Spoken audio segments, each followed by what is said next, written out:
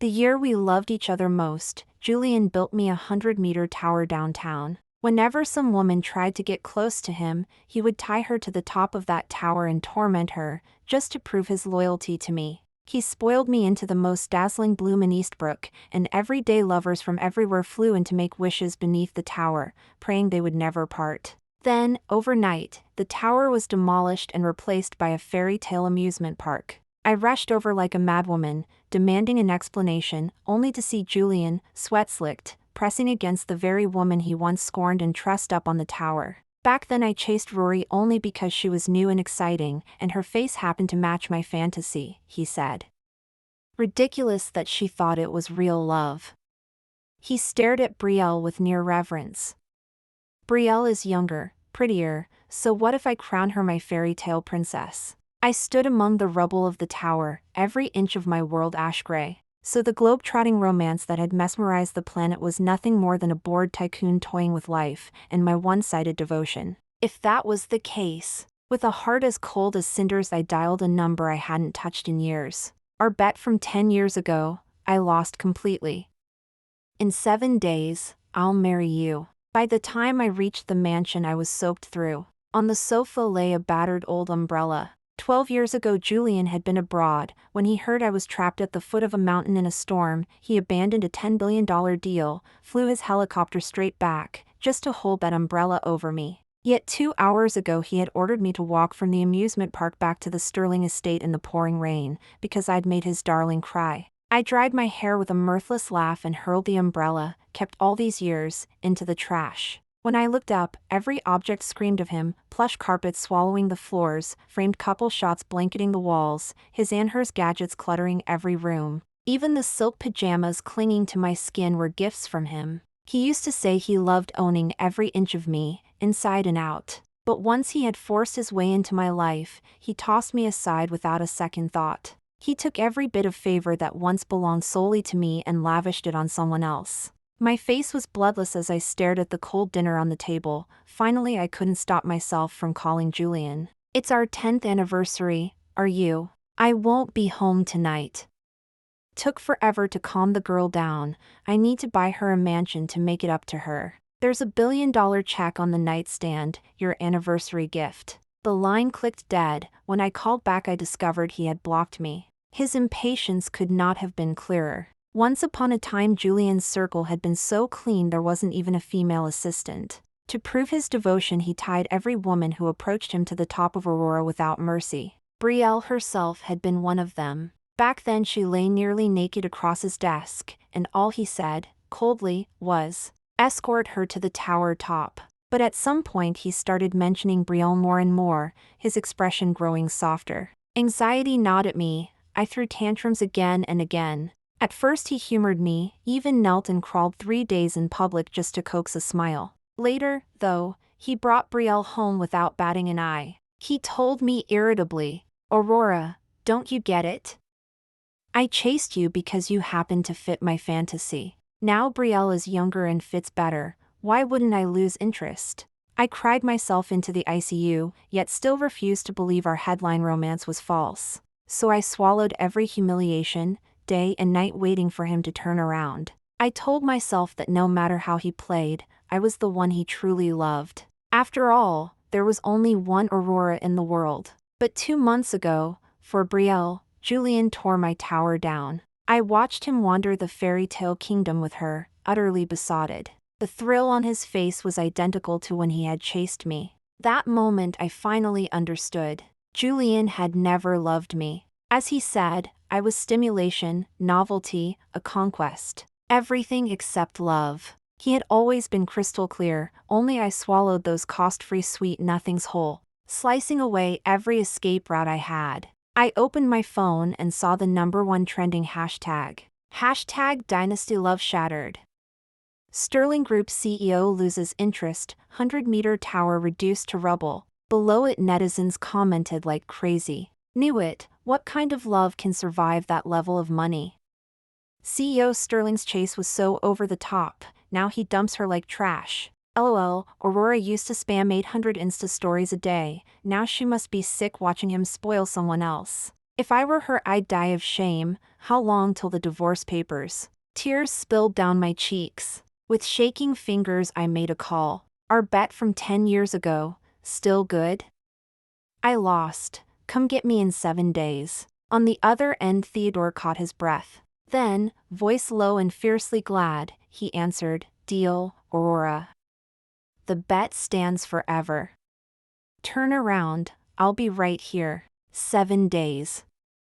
I'll come for you." The call ended, and I remembered how, a decade ago, I had proudly wagered that Julian's heart was real, that no matter how much time passed he would stay true. Now I had lost completely. I sat hollow-eyed until dawn. The next morning Julian finally returned. He took in my soulless, bedraggled state, a flicker of pity crossing his eyes, though mostly annoyance. "I skipped one anniversary and still left you a check. Why stage this heartbreaking act?" Heartbreaking? For a second I drifted. There was a time when a single tear from me made him want to pluck down the moon. Once, just to apologize, he grounded every private drone in Eastbrook to spell across the sky, "My bad, baby Aurora, don't be mad." But that was then. Later, when I sobbed in front of him, he shoved me away, brows knit. "Aurora, can you stop crying?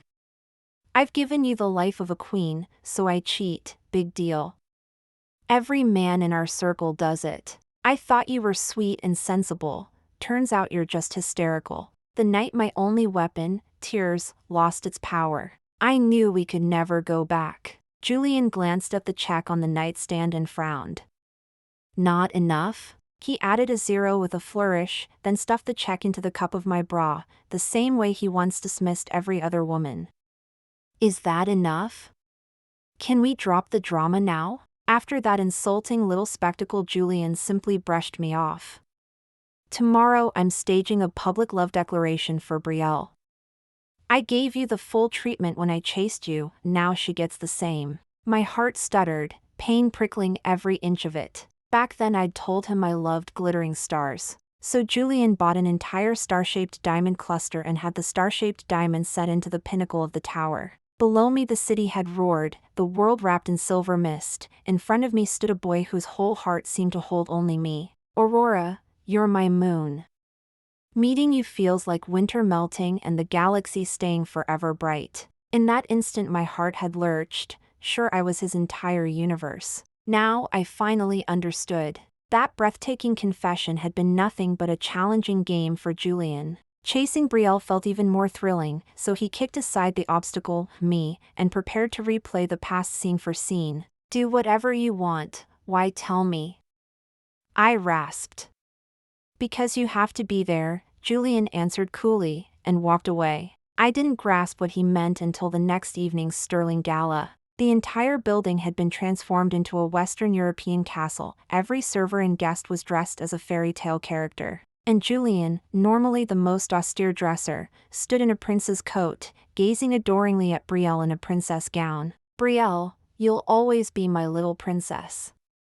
You love fairy tales, so I've built a fairy tale world that belongs only to you." He brushed a kiss across the back of her hand, then drew the ceremonial sword at his waist and pointed it straight at me. "Next, let me teach that wicked old witch who keeps bullying you a lesson." I froze. A heartbeat later the housekeeper behind me yanked a gray sackcloth over my head, tugged my hair into wild tangles, smeared black dots across my face, and shoved me forward. I landed at Brielle's feet. Laughter erupted on every side. "Ha ha, that's Mrs. Sterling. Our CEO dotes on Miss Snow so much he makes the wife play the witch." "Exactly. They say he spoils his wife, but clearly the missus can't compete with a single strand of Miss Snow's hair. Hey, haven't you noticed? Miss Snow and Mrs. Sterling look 70% alike. He never loved the person, only the face." I sat on the floor, my face bloodless. To amuse Brielle, Julian had humiliated me like this. Tears swam in my eyes. Once, when someone claimed I'd climbed the social ladder on a man's back, Julian had the guy blacklisted across every industry. "Letting you feel wronged hurts me more than death," he'd said. Now he was the one dealing me the greatest wrong. I almost bolted on instinct, but Brielle squealed, "Oh no, Julian, the old witch is escaping. What if she comes back for revenge?" The moment the words left her lips, Julian called out, "Don't worry. I won't let her leave until I've punished her for you." He flicked a glance at security by the door. Several guards blocked me. In the struggle, the cloth over my shoulder ripped, baring skin. I shrieked, collapsed, and sobbed uncontrollably. Julian's pupils contracted. He started to drape his coat over me, then paused, bent close, and murmured, "Sorry, Aurora. Brielle is the most important person in my life. I promised her a perfect confession. I can't let her down. You're older, indulge a young girl, all right? I'll buy you an island later." Without waiting for an answer, he kicked the back of my knees, forcing me to kneel. "Now, my sweet princess, you're not angry anymore, are you? Every humiliation you suffered because of her, she's paid it back today." He stroked Brielle's hair. The two gazed at each other like a fairy tale couple while the crowd sighed enviously. Me, I knelt half-dressed, disheveled, drowning in shame. Through my tears I watched them kiss, finally understanding. To avenge Brielle, Julian had stripped me of every scrap of dignity. I remembered how he'd wept when he proposed atop that tower, swearing I was his most precious treasure, that losing me would kill him, drive him mad, that if I ever left he would drop to his knees and beg me to stay. Do promises truly expire the moment love fades? A metallic taste filled my throat, blood spurted out, and the world went black. As consciousness slipped away, I thought I heard Julian's frantic voice calling my name. When I woke, I was in Eastbrook. A nurse beamed beside me. "Congratulations, ma'am, you're pregnant. You must keep your emotions steady from now on." I stared at her, a sour ache blooming in my chest. Why now? Once Julian and I had dreamed of this, had painted a nursery, chosen names. But after each new revelation of his cheating, I'd given up on the idea. This child had come at the worst possible time. While I lay grappling with the thought, the door opened and Julian walked in carrying a cake. "Aurora, you're awake." Brielle was in the mood to race cars, so I went along for the ride. "But I remembered you love sweets, brought you cake." He set it gently in my hands. My eyes reddened. He'd forgotten, actually forgotten, I was allergic to dairy. The one with the sweet tooth was Brielle. When I stayed mute, Julian asked the nurse softly, "How are the results? Is she all right?" The nurse began, but I cut in. "Nothing serious, just overtired." Julian exhaled in relief. Without another glance at me, he said, "Great. I still have to pick out 1,000 princess dresses for my little princess, can't keep her waiting." "Rest up." He strode out. I clenched the sheet, voice trembling. "Schedule a termination for me." "What?" "Ma'am, you have a naturally thin uterine lining. If you terminate, you may never conceive again. Please, think it over." My knuckles whitened. When my hand reached my abdomen, the touch turned feather-light. "Forget it." I still couldn't bear to abandon such an innocent little life. Even my dead heart couldn't help catching a spark of hope. Maybe, if Julian saw the baby as a reason, he'd come back to this marriage. I paid the fee and went home, stomach knotted. I was reaching for the door, ready to tell Julian, when the scene inside froze me mid-step. Julian stood behind Brielle, his normally marble-cool face flushed with raw hunger. "Julian, you drag me into bed every single day without protection. But back when you were with Aurora, you always made her take the pill afterward." My breath stopped. Birth control pills, how? Hadn't Julian yearned for a child more than anything? I stared, wide-eyed, as he gave a helpless, doting smile. "That's different. Aurora's from the gutter, ordinary stock. How could she carry the next sterling heir?" Even at my most obsessed, I never forgot that, so I kept her dosed. "You, Brielle, are different, degree, poise, brains. I want your baby to inherit the sterling crown." The words hit like lightning, every drop of blood drained from my face. So Julian had always despised me, certain I wasn't fit to bear his child. I cried without a sound, then inhaled once, hesitation vanished. "Julian, as you wish, I'll terminate this pregnancy." 3 hours later, I lay on the icy table, feeling the life inside me untwine strand by strand. The pain was beyond words. But I knew, once it passed, rebirth waited. From this day, nothing can wound me again. 3 full days and nights I stayed in Eastbrook. Julian never called. My first act back was to burn every trace of the baby. Julian happened to walk in, coughing at the smoke. Why torch those things? Weren't they for our future child? We won't have any future children. My face stayed blank. I said quietly, there is no after. Julian froze. Panic flickered across his eyes. He caught my wrist and pinned me to the wall.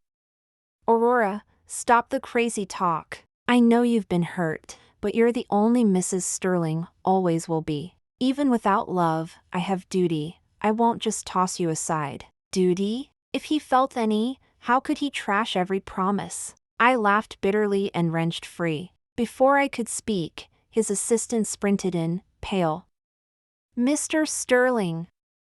Brielle's been kidnapped. In an instant, Julian's face changed. Who dares touch Brielle? His voice cut off. He studied me, eyes narrowing. Suspicion, accusation, probe. Aurora, was it you? A chill spread through my chest. 10 years of marriage, and he trusts me this little? No. I tugged the corner of my mouth, voice raspy. But Julian's fingers clamped tighter around my wrist. Patience gone, he hissed. I warned you, fight me all you want, but leave Brielle untouched. She's my love, my life. If anything happens to her, I'll destroy you. I looked at his savage face, tears brimmed, then I burst into wild laughter. He'd spoken those exact words to me once before. Julian, doesn't your conscience ache? Do you even know what love is? A slap cracked across my cheek, burning. I gaped. Julian roared, patience spent. Enough. All you spout is love, love. Maybe I did love you once, but people change. My feelings for you are dead, only Brielle matters. Tell me where she is or we divorce. Divorce. Sarcasm spilled from my eyes. Moments ago he'd claimed duty, vowed never to leave. Ha! All he got was my lifeless stare, and one flat sentence, fine. Let's divorce. Silence slammed down. Julian's fury hardened into shock. After 30 seconds, disbelief flashed. In 10 years, I'd never uttered that word. When he first cheated, I cried myself into the ICU, yet never mentioned divorce. When he brought women home, skipped every birthday, even when he tore down Aurora, I stayed silent. He was sure I couldn't live without him. No matter the wound, I'd wait. So he'd only meant to scare me into talking. But I'd agreed? Aurora, how dare you? You think I'll indulge you forever? Treasure it or lose it, legions of women crave the title Mrs. Sterling. I answered with dead calm and a signed divorce petition. You. Eyes bulging, he shredded the papers, veins bulging. Aurora, tantrums have limits. If you walk out now, don't ever crawl back to the Sterling estate. Think hard, can you survive ordinary life after living like a queen? Somewhere along the way Julian decided money could buy my silence. Each affair ended with another luxury gift, lined upstairs. After a decade the cabinets overflowed, my heart hollowed out. He forgot. Before him I'd graduated top of my class, had my own career. This golden cage was never my dream. I'll say it once more. I didn't kidnap Brielle. And from this moment I won't interrupt your fairy tale. Julian's face darkened, bottled rage erupted. Then let's head to City Hall right now.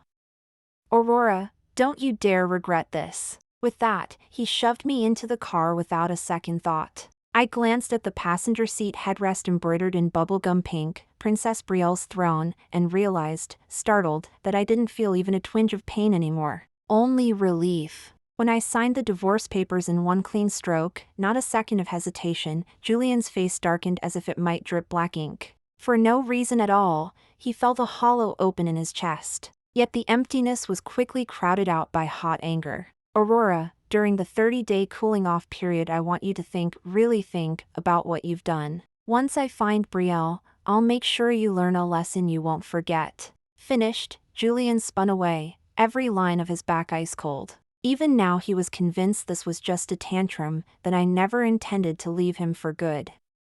Ha! A mocking laugh slipped from me as I walked back inside, packed every last thing I owned, and zipped the suitcases shut. I laid the miscarriage report on the coffee table. I opened the chat window and texted the contact pinned at the top. "My divorce is final." The reply came instantly. "Got it, Rory. Your boarding pass is ready. I'll pick you up in 30 minutes. 3 hours later, on the other side of the world. Julian learned Brielle had never been kidnapped at all. She and his assistant had staged the whole drama just to make him frantic. For once he lost his temper. "Didn't I tell you? You can play games, but there's a line. Because of you I slapped Aurora and signed divorce papers." Brielle jumped at the roar. She started to pout, but the moment she heard the word divorce her eyes lit up like sparklers. "Julian, you and Rory are over? That's perfect. You said you stopped feeling anything for her ages ago, now you have me. It'll be okay, I'll be with you from now on." Her chipper voice babbled on beside him, yet instead of cute it grated, each syllable a pebble in his shoe. He kept seeing me sign those papers without a tear, seeing me burn every memory we had to ash. As if I truly didn't care, as if I genuinely wanted out. Impossible. He knew how much I loved him. Once, when assassins ambushed him, I'd thrown myself in front of the blade without thinking. When I feared for his safety, I'd knelt and kowtowed up 999 stone steps to beg a monk's protective charm. Nights he stayed out, I waited until dawn, refusing to close my eyes. When he skipped meals, I cooked the dishes he craved and hand-delivered them to his office. To surprise him I'd once flown 8 hours across the ocean just to appear at his hotel door. I'd surrendered my entire orbit so his son was the only thing I circled. I myself had sworn that if he ever abandoned me I'd go insane, collapse, drop to my knees and beg him to stay. How could that woman simply walk away? Crash! Julian shot up so fast the antique vase on the coffee table toppled and shattered. No way. No way Aurora keeps her word and stays silent for 30 whole days. Knowing her, a week tops and she'll crawl back sobbing. Talking himself into calm, he muttered the prediction aloud. Then he scooped Brielle up, tossed her onto the bed, and lost himself in her skin. For 2 straight weeks Julian drowned in every excess he could buy. Bottles, jets, hotel suites with Brielle in every time zone, everything I used to nag him to quit, he indulged in at full volume. At first the freedom tasted sweet, electric. But as my message thread stayed blank day after day, sweetness soured into dread. Half a month, why hadn't Aurora texted even once? Before, if he ignored me for 48 hours I'd grovel for forgiveness. Now 15 days had passed in absolute silence. He shoved a pouting Brielle, barely dressed in lace, aside, crushed his cigarette, and finally shot me a text. "Aurora, enough. 2 weeks is plenty. Beg me and tomorrow I'll take you to City Hall to remarry. Deal?" A fat red exclamation mark answered him. Julian's eyes bulged. He didn't catch a word of Brielle's whining, he simply froze. Aurora had deleted him? Shit! The curse tore out of him, color flooding his face. He discovered she'd erased every last avenue to her, phone, email, every app. Rage and panic blurred together. Coat forgotten, he floored the accelerator back to the Sterling estate. He would demand an explanation face to face. Even mind games had limits. Yet the moment he shoved the mansion door open he froze again. Empty, achingly empty. Was this even his home? The wall-sized wedding portrait had been ripped in half, Aurora's side gone. Matching coffee mugs, couple slippers, shared playlists, vanished. The peach tree he'd planted for her in the courtyard lay cut down at the waist. Even the twin toothbrushes now stood solo, hers missing. As if Aurora had never existed. Aurora, cut it out. We're not kids, stop the runaway wife act. Back when we were blissful I'd sometimes hide in a walk-in closet just to hear him panic, then leap out for a hug and playful scolding. Julian assumed this was the same. But after tearing through every room and finding nothing, his voice cracked. Aurora, my patience is gone. Show yourself and apologize, maybe I'll still remarry you, or else. Mid-tirade his gaze landed on the coffee table and the words jammed in his throat. Miscarriage, report? Thunder cracked inside his skull. Color drained from his face, his knees buckled and he dropped onto the couch. Aurora had been pregnant. And while he knew nothing, she'd already let the child go. How dared she? How could she? Fury scalded his lungs. He wanted to grab her, shake her, scream why. He barked orders to comb the planet for me. Yet 3 days bled by. I had evaporated. And as rage ebbed, terror flooded in. If Aurora could discard a child she longed for, what about him? Had she truly, finally, discarded him? For the first time in more than a decade, Julian faced the certainty that he might have lost Aurora for good. 3 months later, Montovia. I stared at the mirror, transfixed by the woman in the ornate wedding gown. Time seemed to have been especially gentle with me, leaving hardly a trace on my face. In a daze, it felt as if I'd been flung back to campus days, all bright-eyed and full of promise. Rory, I've mapped out our entire honeymoon. Every stop is somewhere you've always wanted to go. And since your health's still fragile, I spent last night compounding a tonic for you. Drink it daily, you'll feel stronger soon. While I was still lost in thought, Theodore slipped his arms around me from behind, his warm baritone brushing my ear. I stared at the carved, immaculate lines of his face and felt my eyes sting. In the past, whenever I'd felt unwell, Julian would summon the best doctors money could buy. But he never once studied pharmacology for me, never personally tended to the small details of my days. I finally understood the difference between a fleeting romance and a love built to last. Theo, thank you. Thank you for waiting 10 years. Thank you for appearing the moment I was most breakable. Thank you for being willing to catch me forever.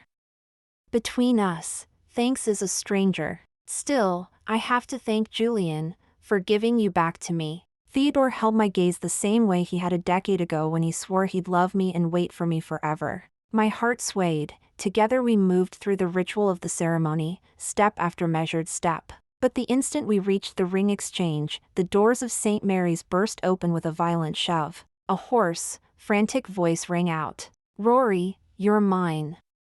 You can't marry anyone else. Julian? I snapped my brows together, stunned, as the man walked unsteadily toward me. Months had passed since I'd last seen him, and he looked transformed. Once he'd been careless elegance incarnate, laughing at everything the world tossed his way. Now his skin was ashen, purple bruises pooled beneath his eyes, and white streaked his temples, like every ounce of spirit had been siphoned away. What are you doing here? My voice came out icy. Julian's eyes reddened. He stared at me, voice raw. Rory. I know I was wrong. I shouldn't have cheated again and again, parading women in front of you. I shouldn't have torn down Aurora for Brielle. I shouldn't have. Regret crashed over him in waves, his throat felt barricaded. I shouldn't have humiliated you in public until you lost all hope and terminated our baby. The wire he'd been walking for 3 months snapped, tears broke from him in sudden torrents. When he finally understood I wasn't bluffing, that I truly meant to leave, panic like he'd never known hollowed him out. He had always told himself I was just pastime, just habit, definitely not love. He believed life without me would feel freer, lighter, happier. Yet the second that shackle vanished, the emptiness nearly drove him insane. He had been wrong, monumentally wrong. What he felt for me was never novelty. Long ago, while I gave and drew closer, he had already fallen deeply in love. He just hadn't realized. Only when my heart cooled and I prepared to walk away did enlightenment strike. During the 3 months he'd heard nothing from me, he hadn't smiled once, even in dreams I haunted him. He never imagined that when he finally tracked me down, the news awaiting him would be my wedding to another man. Rory, I really know my faults. I was an animal, I failed you. But I love you, truly love you. I spoiled Brielle only because she resembled the way you used to look. Pity snared me. Rory, can you give me one more chance to make it right? I'll treat you the way I did at the very beginning, no, even better. I'll prove my sincerity daily. I've already sent Brielle packing. She'll never appear before you again. And every person who hurt you will apologize to your face. Come back to me, Rory. Julian stretched out his hand, nervous yet hopeful. He assumed I would burst into grateful tears and throw myself into his arms. Instead, to his shock, my expression didn't soften. I only furrowed my brow and muttered, "So annoying." Exactly the way he used to dismiss me when I was the bothersome one, I now mirrored his impatience. Julian, this is my wedding day. Could you not make a scene? Please leave. Rory. Julian looked stricken, disbelieving. You're seriously marrying someone else? Impossible. You swore you'd love only me, always, only me. This is all a stunt to rile me, isn't it? To spark my jealousy? You loved me so much, I refuse to believe you can walk away. The instant those words landed, I felt Theodore beside me tense, fury shimmering just beneath the surface. I squeezed his hand quickly, giving him a calm-down glance. Julian watched our silent exchange, his eyes growing ever redder. Rory, you. Enough. Love? A man like you isn't worthy of uttering that word. I let out a cold laugh and stared straight into Julian's eyes. Julian, only the man who cherishes me deserves to keep me. I handed you countless chances, begged you on bended knee more times than I can count, and every time you shoved me away. I used to think a child might anchor you to home, until I overheard you saying I wasn't good enough to carry your baby. Why on earth should I forgive you? Julian froze. A tide of helplessness swallowed him. It's over, completely over. He hadn't realized I'd heard every poisonous word he'd shared with Brielle. Under my glacial stare he understood, forgiveness was no longer possible. That day I never looked at Julian again. But he didn't leave, he stood rooted in the distance, spying on the happiness unfolding between Theodore and me. When the ceremony ended and the chapel emptied, he remained there blankly, as though someone had vacuumed out his soul. Another half-year drifted by. I spotted the news on a trending hashtag, Julian had committed suicide. He'd poured a fortune into rebuilding Aurora at lightning speed. From its summit he'd taken a single, final leap. Moments before, he'd texted me one last time. Rory, I'm sure that if the Julian of 10 years ago could see what the Julian of today has done, he'd want to murder him. I never pictured us apart, the promises I made were real. All the blame is mine. I failed the best thing in my life, so now I'm willing to pay with my life to atone. Whatever happens, I wish you happiness for the rest of your days. Okay, no more, or I won't be able to let go. Goodbye, my Rory. I gazed into the distance, stunned. Winter's chill had lifted, yet the river of stars overhead refused to shine forever. Thank you for listening to today's story. On a scale of 1 to 10, what score would you give it? If you enjoyed this video, please hit like and share it with friends. We look forward to hearing your thoughts in the comments. Don't forget to subscribe so you won't miss the next tale. See you next time.